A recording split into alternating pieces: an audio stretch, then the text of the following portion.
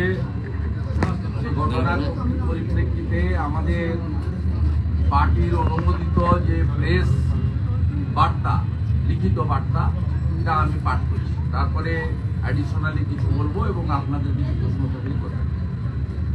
বিগত কয়েক মাস ধরে বাংলাদেশের হিন্দু এবং হিন্দুদের আস্থা কেন্দ্রগুলির উপর লাগাতার পরিকল্পিত হামলা চলছে এবং বাংলাদেশের অন্তর্বর্তীকালীন সরকার সেখানের সংখ্যালঘুদের সুরক্ষা তথা হিংসা দমন করতে বিফল। প্রতিদিন মিডিয়ায় হিন্দুদের উপর হামলা এবং হিন্দু মন্দিরে হামলার খবর দেখতে পাওয়া যায়।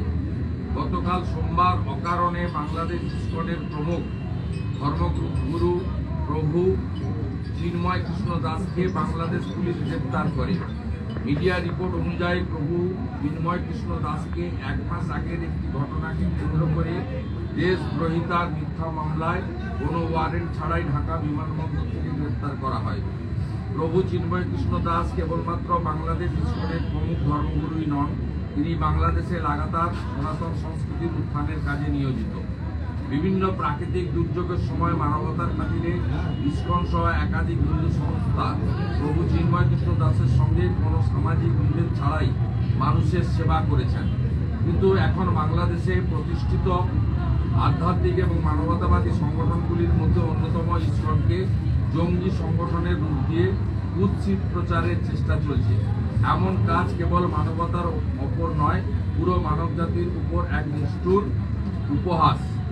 বাংলাদেশে ইসকনের 77-এর বেশি মন্দির আছে, প্রায় 50,000-এর বেশি মানুষ এর সঙ্গে প্রত্যক্ষভাবে যুক্ত। ইসকন বাংলাদেশের একটি অরাজনৈতিক শান্তিপূর্ণ ধার্মিক সংগঠন যারা সাম্প্রদায়িক সৌহার্দ্য, ধার্মিক সহিষ্ণুতা এবং মানব কল্যাণের জন্য সমর্পিত। ইসকন একটি ভক্তি আন্দোলন। পৃথিবীর বিভিন্ন দেশে ইসকনের একাধিক শাখা রয়েছে এবং প্রত্যেকটি জায়গায় মানবতার সেবা এবং ভক্তির প্রচার ও প্রসারের জন্য এনারা সমর্পিত। ইসকন কিংবা কোনো সনাতনী কখনোই জঙ্গি কার্যকলাপের সঙ্গে যুক্ত থাকতে পারে না। এমন তথ্যহীন অভিযোগ অপমানজনক। যেভাবে অকারণে ধর্মগুরু চিন্ময় কৃষ্ণ দাস প্রভুকে গ্রেপ্তার করা হয়েছে তাতে বোঝা যায় কিভাবে বাংলাদেশে সংখ্যালঘুদের দমন করা হচ্ছে। শুধু তাই নয়, প্রভু চিন্ময় দাসকে মুক্তির দাবিতে শান্তিপূর্ণ আন্দোলনের উপর অস্ত্রসহ হামলা চালানো হচ্ছে। বাংলাদেশের সরকারের উচিত এমন কট্টরপন্থী সংগঠনগুলির হাত থেকে ইসকনের মতো মানবতাবাদী সংগঠনকে রক্ষা করা, কিন্তু নিজেদের আভ্যন্তরীণ কারণে তারা এমন করছে না। আমরা প্রত্যেকটি দেশের সার্বভৌমত্বকে সম্মান করি।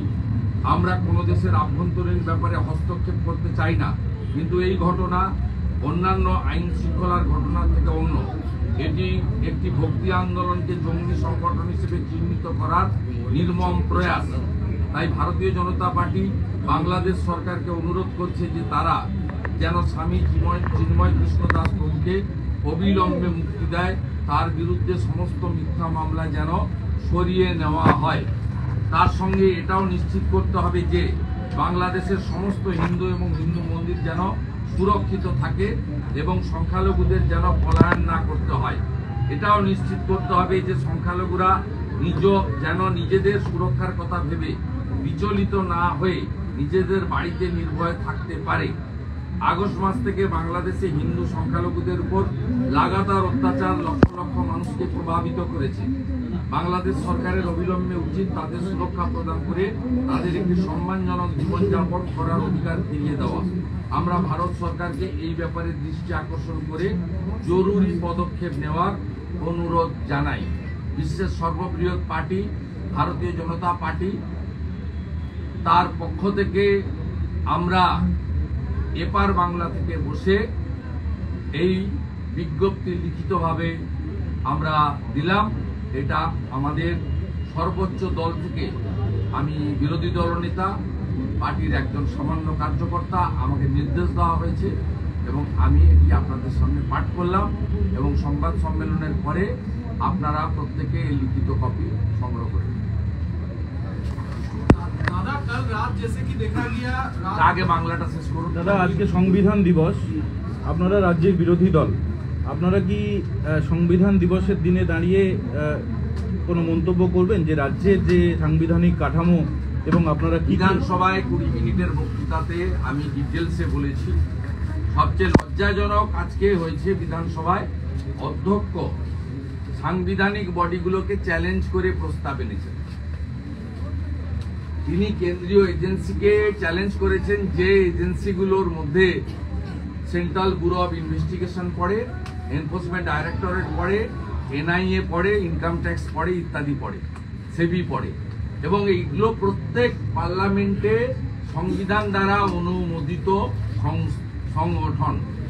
তাই স্পিকার, যার যিনি ব্যক্তি রাজনীতির কিন্তু পদটা অরাজনৈতিক, তিনি নিজে যে রেজুলেশন মুভ করেছেন বিধানসভার সচিবের নামে লিখিতভাবে, যে নিজে পাঠ করেছেন বিধানসভায়, এটা পশ্চিমবঙ্গের স্বাধীনতার ইতিহাসে, সংসদীয় ইতিহাসে সংবিধান দিবসের দিন লজ্জা, লজ্জা, লজ্জা। চিন্ময় প্রভুর যে ঘটনা, বাংলাদেশে একের পর এক হিন্দু নির্যাতন, বিকেল থেকে চিন্ময় প্রভু জামিন বাতিলের পরে তার ভক্তরা, সনাতনীরা চট্টগ্রাম কোর্টের সামনে শান্তিপূর্ণ অবরোধ করেছিল।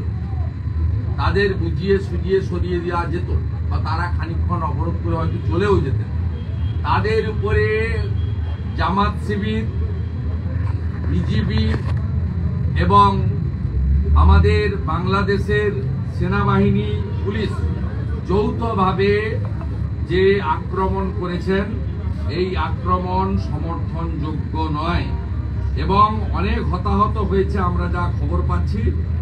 এবং সেখানে হিন্দুদের উপরে যে অত্যাচারটা এই মুহূর্তে করা হয়েছে, তারপরে জামাত শিবিরের পক্ষ থেকে আমাদের চট্টগ্রামে ফিরিঙ্গি বাজারে মন্দির ভাঙা হচ্ছে।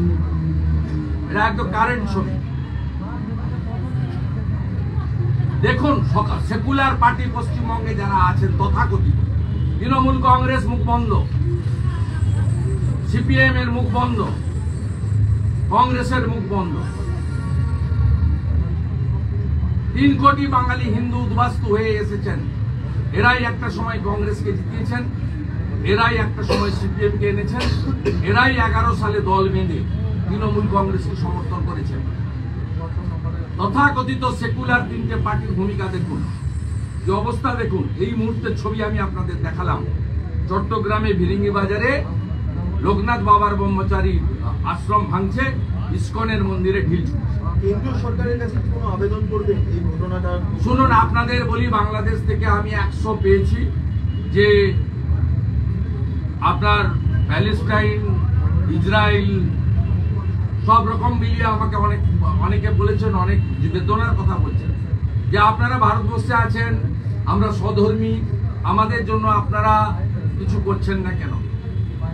আমি আপনাকে বলি, গতকাল আমি টুইট এক্স হ্যান্ডেলে দেওয়ার পরে আমি মিনিস্ট্রি অফ এক্সটার্নাল অ্যাফেয়ার্সকে ট্যাগ করেছিলাম। ভারত সরকারের পক্ষ থেকে কড়া নিন্দা করে আজকে জানানো হয়েছে, প্রত্যেকটা জিনিসে নিজস্ব পলিসি রয়েছে। ভারতবর্ষ সেই চুক্তিগুলো মেনে চলে এবং আমাদের পররাষ্ট্র নীতি রয়েছে। কিন্তু আমি যে স্টেটমেন্ট করলাম, এটা সর্বভারতীয় বিজেপির অনুমোদিত স্টেটমেন্ট, বাংলাতে আমাকে পড়তে নির্দেশ দেওয়া হয়েছে। তাতে পরিষ্কার বলা হয়েছে, কেন্দ্রীয় সরকার, ভারত সরকার শুড অ্যাক্ট। আমি বিজেপির কর্মী বা বিধায়ক হিসেবে বলবো না, আমি একজন সনাতনী হিসেবে বলবো, ভারত সরকার নিশ্চিতভাবে কাজ শুরু করেছেন এবং চরম পরিণতির জন্য ডক্টর ইউনূসের সরকার প্রস্তুত থাকুন। চরম পরিণতি আপনারা দেখতে পাবেন, চরম পরিণতি। Enough is enough. আগামীকাল বিকেল 3টায় ভারতীয় জনতা পার্টির বিধায়করা বাংলাদেশ ডেপুটি হাই কমিশনের দিকে এগোবে। বাধা পেলে রাস্তায় বসে বিক্ষোভ হবে। আমি আপনাদের মাধ্যমে গোটা রাজ্যের হিন্দুদের বলবো, ধ্বজ নিয়ে, শাঁখ নিয়ে সর্বত্র মিছিল মিটিং করুন, সাধারণ মানুষের অসুবিধা না করে, অবরোধ না করে আপনারা ব্যাপক প্রতিবাদ করুন। মশাল মিছিল, মোমবাতি মিছিল, প্রদীপ মিছিল সর্বত্র করুন। হিন্দু রাস্তায় নামুন, আমরা দেখতে চাই, আবেদন করি। কোন রাজনৈতিক দলের পতাকা নেওয়ার দরকার নেই।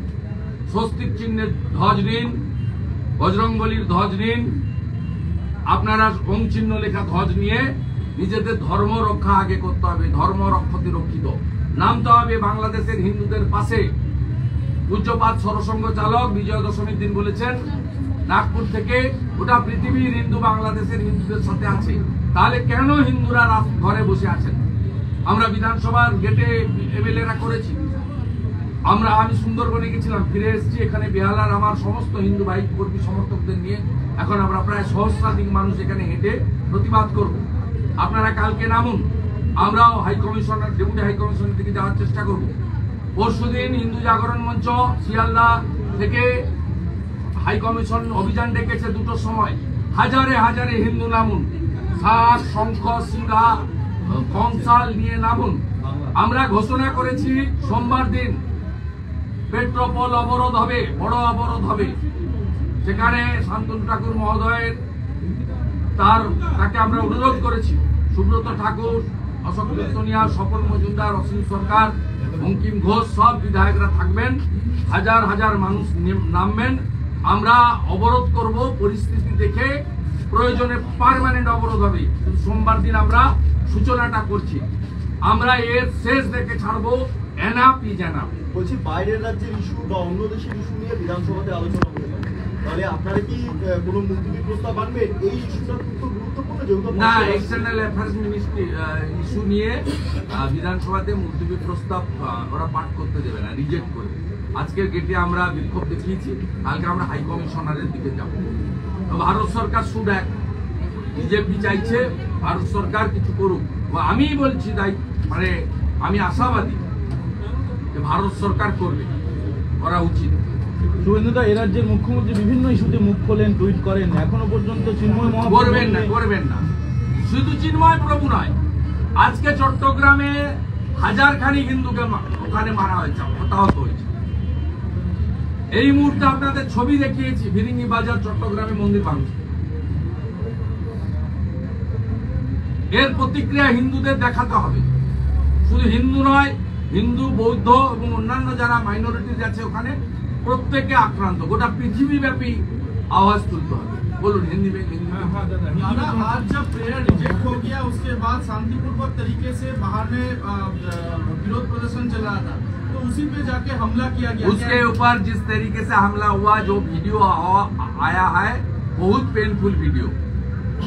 ढूंढ ढूंढ के सब हिंदू को ऊपर पीटा। Not only the police army, जमात का लोग भी हिंदू के ऊपर आक्रमण किया। कम से कम 1000 से ज्यादा इंजर्ड और कुछ का मौत होने का भी समाचार मिल रहा है।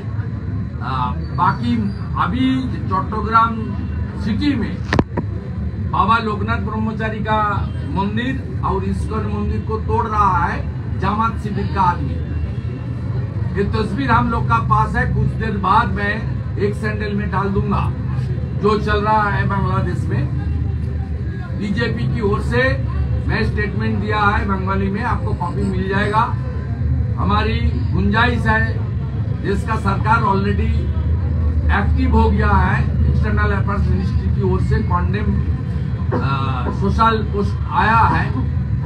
ये कुछ करना चाहिए, होना भी चाहिए। कल बीजेपी एमएलए लोग डिप्टी हाई कमिश्नर कोलकाता में धरना प्रदर्शन करेगा। पूरा प्रदेश का सनातनी को मैं नेता प्रतिपक्ष के नाते रिक्वेस्ट कर रहा हूँ, सड़क में आइए और रोड ब्लॉकेट, रेड ब्लॉकेट मत कीजिए, जनता को कोई परेशानी मत दीजिए। लेकिन आपको डेमोक्रेटिक वे से पीसफुल तरीके से आवाज उठाना चाहिए। अभी कलकत्ता, साउथ कलकत्ता का बिहाला में 1000-1500 सनातनी ने सब एक हो गया है। हमारा जुलूस निकलने वाला है। इसमें हम लोग सब सनातनी को पूरा देश में नहीं, पूरा विश्व में जहां भी सनातनी है सबको अपील कर रहा हूं, सड़क में आइए और इसका खिलाफ आवाज उठाइए। दादा, प्रधानमंत्री जी से क्या आप बात करेंगे इसके बारे में? देखिए, मैं एक्सटर्नल अफेयर्स मिनिस्ट्री को ट्वीट किया था, उन्होंने रिस्पॉन्स किया। बाकी बीजेपी की ओर से पार्टी ने मुझे डायरेक्शन दिया था दिल्ली हेडक्वार्टर से स्टेटमेंट जारी करने के लिए, मैं जारी कर दिया। प्रधानमंत्री जी आज नहीं, बार बार बांग्लादेशी हिंदू के लिए अपने कंसर्न जताया है। ये नया बात नहीं है। और उनकी पास सब जानकारी है। और हमारी पूज्यपात सर्वसंघ चालक मोहन भागवत जी ने नागपुर में जो विजयादशमी का रैली था उसमें बता दिया सीधा सीधा बांग्लादेशी हिंदू का साथ पूरा विश्व का हिंदू को खड़ा हो जाना चाहिए। इसलिए हम लोग का उम्मीद है, हम लोग का पूरा के पूरा विश्वास है, कुछ ना कुछ सरकार को करना पड़ेगा। हमारी जो फॉरेन पॉलिसी है उसको सम्मान करते हुए सरकार कुछ करेगी, ये हमारी पूरा उम्मीद है। बंगाल में एक ही भाषा में सब कोई बात करता है, तो फिर भी देखा जा रहा है कि ममता बनर्जी अभी तक कोई स्टेटमेंट नहीं आया। नहीं करेगा, ये मुस्लिम लीग 2 है। ये 1 करोड़ रोहिंग्या को घुसा के वोट बैंक बनाया, इसलिए बंगाल का डेमोग्राफी पूरा चेंज हो गया। 35% यहाँ हो गया, चलते चलते 40% हो जाएगा। बंगाली हिंदू से हाथ से निकल जाएगा। দাবি ত্যাগ এই চ্যানেল কোনো প্রচার করে না হিংসাত্মক ক্ষতিকারক বা অবৈধ কার্যকলাপ এই চ্যানেল দ্বারা প্রদত্ত সমস্ত বিষয়বস্তু শুধুমাত্র একটি শিক্ষামূলক উদ্দেশ্যের জন্য। ধন্যবাদ। শুভেচ্ছা টিম আমার বাংলা নিউজ।